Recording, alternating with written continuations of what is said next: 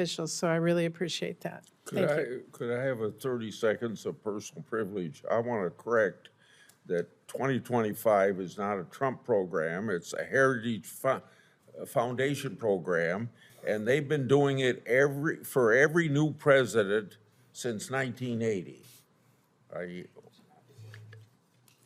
Thank you, Mr. Chairman. And with that, Mr. Ranking Member. Senator Johnson.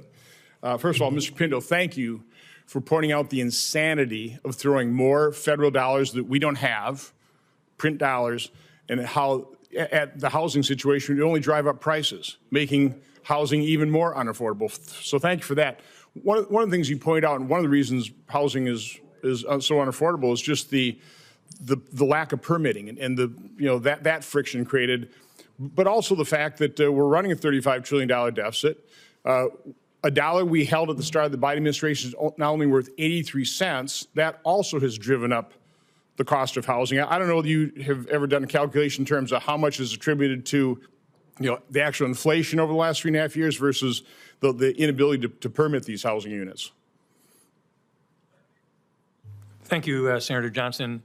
So we did look at that, and we looked at the total increase in housing. I don't have the numbers in front of me, but it was substantial, 30+% over a number of years. And it started during latter part of 2020 and extended. It continues, actually. House prices are continuing to go up about 5.5% year over year on a constant quality. They're not going down.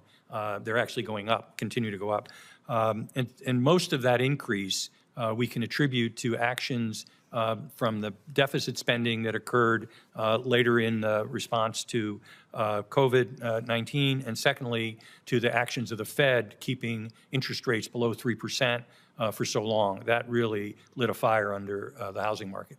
So certainly a solution is not more deficit spending. That would exacerbate the problem. Mr. Salmon, I really appreciate the fact that you pointed a different way, different programs that actually help people buy a house or afford a house. We've got a great program in Milwaukee called the ACTS program.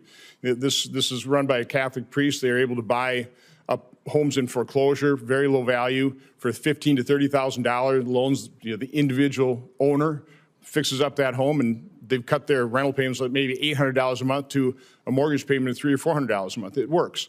Another program I've got to tout is something I've been involved with for 8 years called the Joseph Project. 4 days of 3 hours a day training for people who are formerly incarcerated, alcohol, drug abusers that want to turn their lives around. We just instill in them the necessity of committing themselves to success and having an attitude, teach them how to interview, and we get them career type of jobs in manufacturing. We have serviced well over we have transformed the lives of well over 3,000 people. And I use that figure, I don't have the exact figure, but it's well over 3,000 people to compare it to what Ms. Harris talks about in her testimony. She said they've served 3,000 low-income individuals and seniors at a cost of $300 million. Now, I don't know the exact amount, but the Joseph Project is all privately funded. I would say over 8 years, probably less than $2 million, but we'll just put it at $3 million, okay? That's $1,000 per individual saved. And again, I think it's way under that because we've transformed more than 3,000 lives, and I think we spent way less than $3 million compared to $100,000 in a government program. Again, government programs, again, a lot of the solution here is more federal funding. Well, we don't have the money. That's just more deficit spending. That's going to just drive inflation. It's just continue to decrease the value of the dollar. Do you want to kind of speak to the difference of approach and how much more effective helping people get a job is so they can provide for themselves, reduce the permitting friction, and stop spending money we don't have? Sure. Thank you for the question, and I'd like to hear more about those examples you mentioned because I'm interested in uplifting these sorts of stories. We don't hear enough about these types of stories around the country. But you're absolutely correct. The approach is very different from government. Government often takes a top-down approach to these sorts of issues, and so it's not as effective at tackling the underlying issues. When it comes to issues like homelessness, as you mentioned, these things are often driven by different types of issues, whether it's detachment from the labor market, that they can't find a stable job, or they have addiction problems or mental health issues.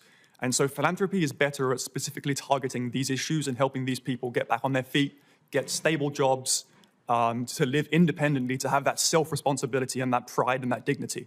And I think philanthropy is doing a much better job at this in examples all over the country. I mentioned a couple in my opening, but we have so many at the roundtable. So again, contact us. I'd love to tell you about both those programs. I do want to point out that the low-income housing subsidy has actually impaired the ACTS program because those individuals with those tax credits are buying up those foreclosed homes. They're putting hundreds of thousands of dollars into them, and so it's no longer available for low-income individuals. They're taking those homes out of that program and, again, providing housing to people who can afford the housing and taking away from people who can't. It's again, unintended consequence, but it's a real consequence of, again, another federal government program that we can't afford. Thank you, Mr. Chairman. Thank you, Mr. Senator Grassley. Thanks very much.